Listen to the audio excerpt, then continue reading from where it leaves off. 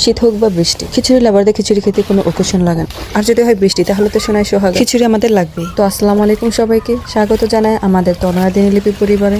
আর আজকের আয়োজনে ছিল মায়ের হাতে মাটির চুলায় রান্না করা পাতলা খিচুড়ি। যদিও ভিডিওটা অনেক আগের করা হয়েছিল, সময়ের অভাবের কারণে এখন দিতে হচ্ছে। যাই হোক সেই কথা, গ্রামের বাড়িতে যাই রান্না করা হোক না কেন মশলা কিন্তু শিলবাটাই করা হয়। আর সরিষা তেলের রান্নাও বেশি দেখা যায়। তেল গরম হওয়ার পরে যা যা মশলা লাগে সব দিয়ে দেওয়া হচ্ছে, যেগুলো আপনারা নিজেরাই পারেন, নতুন করে বলার কিছু নাই। মধ্যে কথা হচ্ছে শিলপাটায় মশলা বাটার কারণে রান্নার সাথে এমনিতেই মজা হয়। আর মাটির চুলার রান্নার কথা নাই বা বললাম, যারা খেয়েছেন তারা অবশ্যই জানেন কেমন লাগে। আর এই খিচুড়িতে রান্না করার জন্য যে পানি ব্যবহার করা হবে সেটা হচ্ছে বৃষ্টির পানি, যা প্রথমেই দেখতে পেয়েছেন পানি জমিয়ে রাখা হয়েছিল। গ্রামে সবসময় বৃষ্টির পানি জমানো হয় যাতে ভাত রান্না করতে সুবিধা হয়, এতে নাকি ভাত নষ্ট হয় না দ্রুত। তো আমরা আজকে খিচুড়িতেও বৃষ্টির পানি ব্যবহার করেছিলাম। আর কে কে মাটির চুলায় রান্না করে এখনো খাবার খান তারা আমাকে অবশ্যই কমেন্ট করে জানাবেন। আর কে কে গ্রামের বাড়ি থেকে আমার ভিডিও দেখছেন বা শহর থেকে দেখছেন বা কোথায় থেকে দেখছেন সেটা আমাকে কমেন্ট করে জানাবেন। তো কথা বলতে বলতে আমাদের খিচুড়ি রান্না প্রায় শেষ হয়ে গেছে। আজকে খিচুড়ির সাথে সহযোগী ছিল গরুর মাংস, সেটাও রান্না করা শুরু হয়ে গেল। গরুর মাংসের রেসিপি আপনারা সবাই পারেন, এটা নতুন করে দেওয়ার কিছু নেই, এর জন্য একটু দেখানো। কাঁচামরিচগুলো ছিল আমাদের গাছের, সেগুলো আমরা দিয়ে দিলাম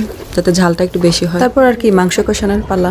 মাটির চুলে মাংস রান্না কমপ্লিট, এদিকে খিচুড়ি রান্না কমপ্লিট। তার হলে আর দেরি কিসের, ওইদিকে বাহিরে ছিল ঝুম বৃষ্টি, আবহাওয়া সঙ্গ দিচ্ছিল।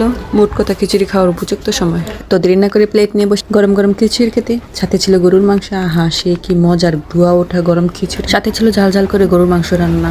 আর কি লাগে, বাহিরের বৃষ্টি গরুর মাংস দিয়ে খিচুড়ি, জীবন সার্থক। তো কে কে আছেন আমার মতো খিচুড়ি খেতে পছন্দ করেন যে কোনো সময় যে কোনো সিচুয়েশনে, অবশ্যই কমেন্ট করে জানাবেন। আর সম্পূর্ণ ভিডিওটি দেখে থাকলে অসংখ্য ধন্যবাদ, সবসময় পাশে থাকবেন।